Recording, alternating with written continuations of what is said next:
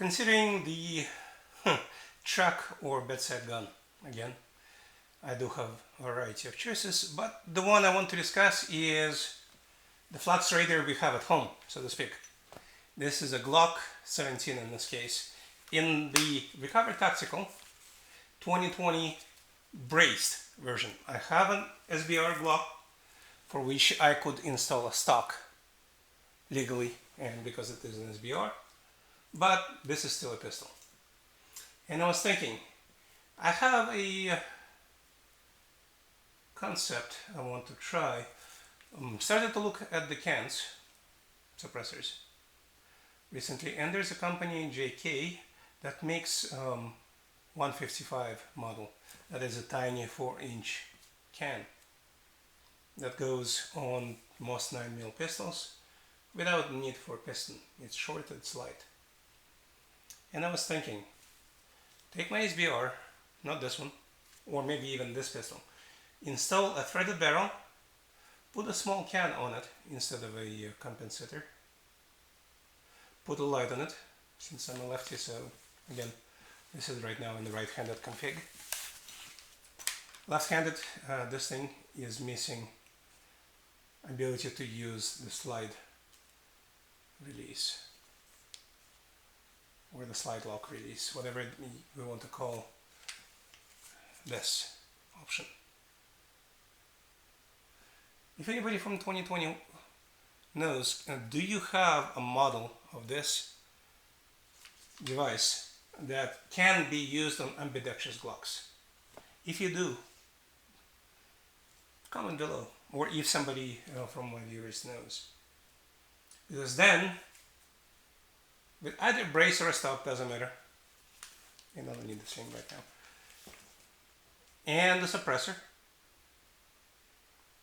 and the red dot, this might make for a very, very interesting defense option. Because remember, the sound gives you away. And if you have more than one person that is invading your house, even if you take out the first one, the second one will hear. Plus your ears, they're not going to be ringing if you're using a suppressor, which is why that is important to keep those things out of NFA. In fact, NFA should be resolved. But again, let's imagine you're still following the current laws and regulations, and you get a small 9mm can. It's also lighter, less recoil, and if you go around the corners, the short one, I mean, if it's only 4 inches, it's like this,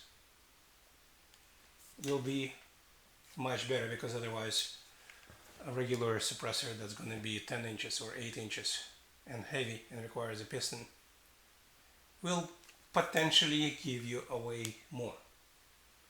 On the other hand, it might produce better sound suppression, reduce the decibels more.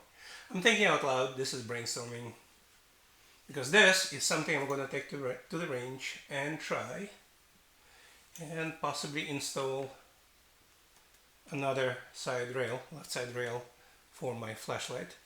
Because again, for those that you don't know, I'm a retrained lefty, so I would prefer to go this way, which is what is configured right now. I just don't have the light on for storage reasons.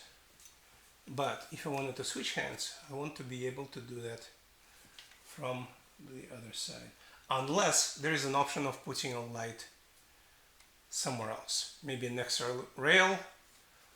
This is a magazine holder, not a grip, by the way, for anybody that asks, because it holds the second magazine. That's all it does. It does take an effort to take it out. So let me think your thoughts. Let me know your thoughts. I'm not going to think your thoughts. Those are purely yours.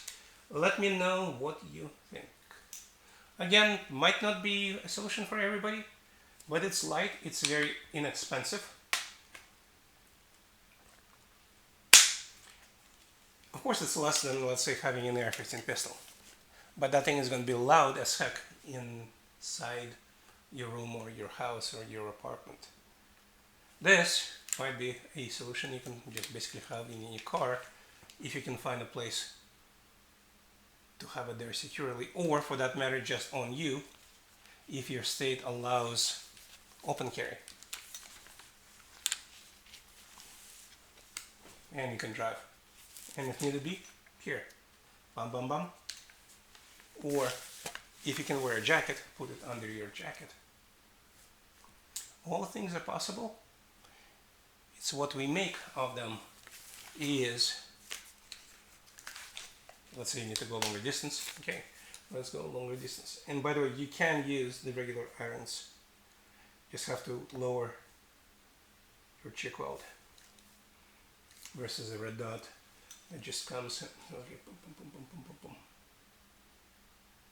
Of course, it's not loaded.